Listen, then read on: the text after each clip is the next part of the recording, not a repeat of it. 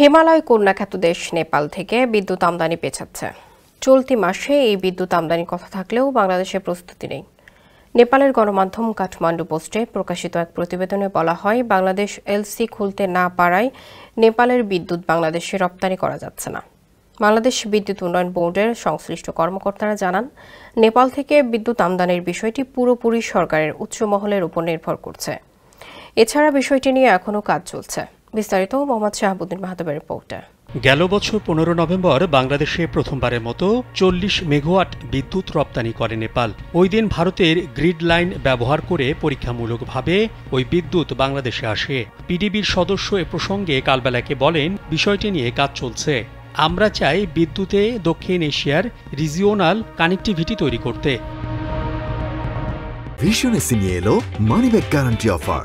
1 মাস ব্যবহার করে সন্তুষ্ট না হলে সম্পূর্ণ টাকা ফেরত। কবে নাগাদ আমদানি হতে পারে জানতে চাইলে পিডিবির এই সদস্য বলেন, এটা বিদ্যুৎ বিভাগ বলতে পারবে। কাঠমান্ডু পোস্টের প্রতিবেদনে বলা হয়, আগামী 15 জুন থেকে বাংলাদেশে নেপালের বিদ্যুৎ রপ্তানি নিয়ে অনিশ্চয়তা তৈরি হয়েছে। কারণ বাংলাদেশ এখনও লেটার অব ক্রেডিট খুলতে পারেনি। নেপাল ইলেকট্রিসিটি অথরিটির কর্মকর্তারা জানান, বাংলাদেশে পাওয়ার ডেভেলপমেন্ট বোর্ড গত বছরের বকেয়াও পরিশোধ করেনি। গত বছর নেপাল, ভারত এবং বাংলাদেশের মধ্যে স্বাক্ষরিত চুক্তি অনুযায়ী আগামী সপ্তাহে রপ্তানি শুরু হওয়ার কথা।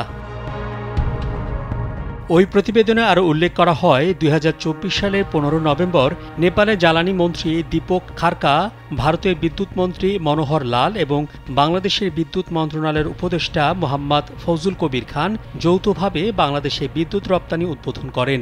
সেদিন 4,70,000 ইউনিট বিদ্যুৎ বিক্রি হয়েছিল। এর বিপরীতে বিল হয়েছিল $30,080, যা এখনও পর্যন্ত পিডিবি পরিশোধ করেনি।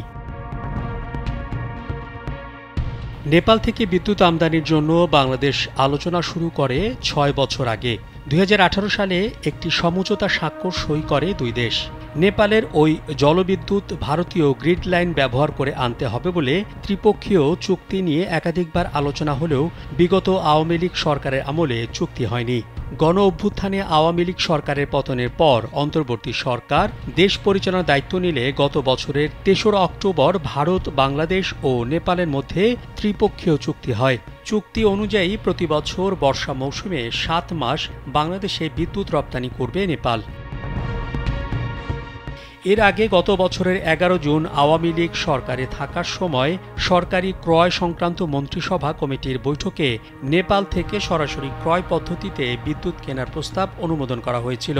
তখন প্রতি ইউনিটের দর ঠিক করা হয় 8 টাকা 17 পয়সা, যা বাংলাদেশের বিদ্যুৎ উৎপাদনে গড় ব্যয়ের চেয়ে কম।